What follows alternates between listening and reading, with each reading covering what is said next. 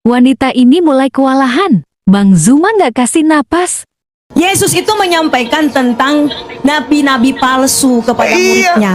dia mengatakan kalau ada orang yang berkata ada Mesias di sini, ada Mesias di sana, jangan ku percaya. Nah, ada orang nih ngaku rasul pula tuh, bertemu Yesus katanya ketika ke Damsyik. Kenapa jadi bahasnya ke Rasul Paulus? Kan Paulus yang mengaku bertemu Yesus, Ibu. Karena Yesus jadi gini, ya. Lah, Rasul kan Paulus Yesus itu berpesan. mengalami perjumpaan pribadi. Enggak ada Apa urusan yang dengan ditulis- itu. Enggak ada Apa yang urusan. dituliskan? Apa yang Nggak ada dituliskan urusan. Rasul Paulus itu adalah semuanya menunjuk kepada Kristus. Enggak ada urusan, kan Yesus sudah mengatakan waspadalah kepada Tidak penyesat. bisa. Loh, kok nggak Murid-murid bisa? Kenapa Anda membatasi? Yesus ini? Kenapa Anda membatasi murid-murid- ajaran Yesus? Ya, murid-murid Yesus ini, dengarkan dulu, dengarkan. Murid-murid Yesus ini bertanya tentang kesudahan. Tanda-tanda kesudahan itu apa? Iya, jadi apabila Sudah ada dunia. orang datang kepadamu mengaku bertemu dengan Mesias di gurun, di mana, di bilik, percaya atau jangan percaya? Ya. Jelas, ini ada satu peringatan buat muridnya Nah, supaya percaya tidak atau boleh jangan percaya? kepada nabi-nabi Percaya atau jangan percaya? Nah, muridnya Yesus menyampaikan jangan percaya. Jangan percaya. Sudah selesai. Makanya Yahudi tidak menjadi Kristen. Makanya Paulus sebagai Yahudi bukan siapa-siapa. Makanya 13 buku Paulus tidak dijadikan kitab suci di sinagoge. Jedar. Hanya di Karena, Katolik, hanya di Roma, Yunani, Belanda, Indonesia yang menjadikan buku-buku Paulus. Di Yahudi enggak. Itu jawabannya. Jadi murid-murid tidak percaya. Ada lagi? Bahasa Yahudi sampai hari ini mereka memang tidak percaya Yes, kepada betul. Yesus. Kepada Paulus. Tidak jadi masalah. Kepada tidak jadi Paulus. masalah. Ya, Iya. bangsa Yahudi sampai hari ini karena mereka masih menantikan Mesias. Yes. Nah, pada saat mereka nanti menantikan Mesias yang akan Yes. datang.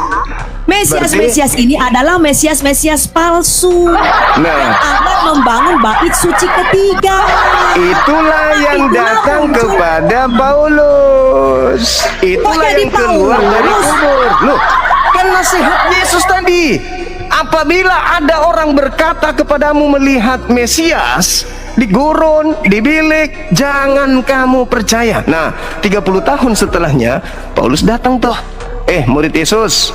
Tapi tidak langsung begitu, dia niaya dulu, ketepak, dia niaya dulu murid-muridnya. Habis menganiaya kemudian, lalu dia bercerita tuh, saya ketemu dengan Mesias loh di padang gurun. Apa katamu? Siapakah engkau Tuhan? Akulah Yesus yang kau niaya. Nah itu, apa pesan Yesus kepada muridnya? Percaya atau jangan percaya?